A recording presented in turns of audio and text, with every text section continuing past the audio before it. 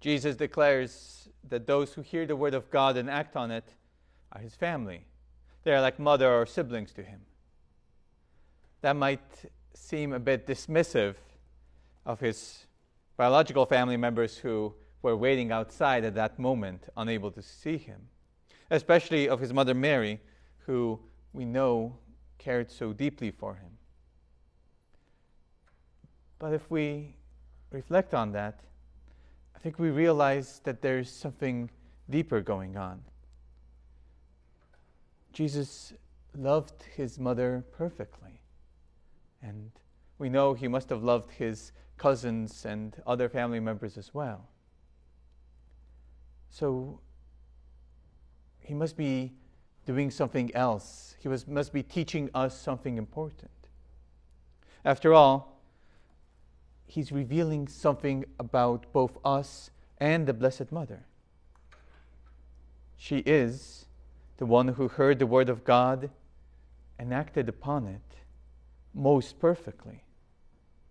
We see that in the interaction with the Archangel Gabriel when at the time of the Annunciation, where Mary agrees to be the Mother of God, accepting and following the Word of God in an astoundingly generous and trusting way. She heard that she was being offered a way to participate in the salvation of the people of God and of the whole world. And despite knowing how challenging that will be, she says yes. Then, rather than basking in the glory of her role, she immediately went out to serve her older cousin Elizabeth, who she heard was pregnant. She hears the word of God and acts on it, says yes, and goes to serve. Jesus is asking us to follow her example. And we know that in baptism, each one of us has been brought into the family of God sacramentally. Now he is asking us to allow that connection to bear fruit by the way that we listen and the way that we act. We need to make sure that we are constantly open to the Word of God, a word that's being spoken to us through the Scriptures, through Mass, through our private prayer, and often through conversations with friends and family members who know us and love us.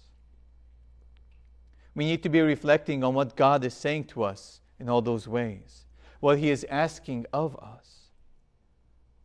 And then rather than just focusing on our own plans and expectations, we need to be trying to hear his voice and respond, to have the courage to follow through on his guidance, to find ways in which we can express God's love by the way that we treat others and the way that we reverence him.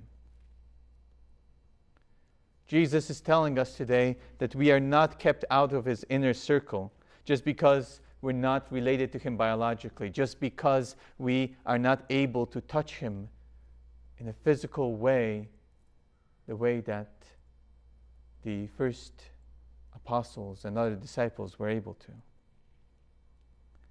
But he's letting us know that we are able to hear him and touch him through the sacraments and through our prayer. The relationship that really matters isn't that of blood, isn't that of distance.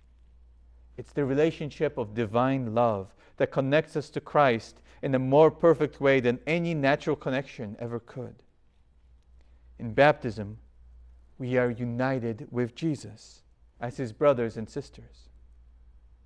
Let that closeness flow in all we do, so we may be instruments of his love to all those that we meet.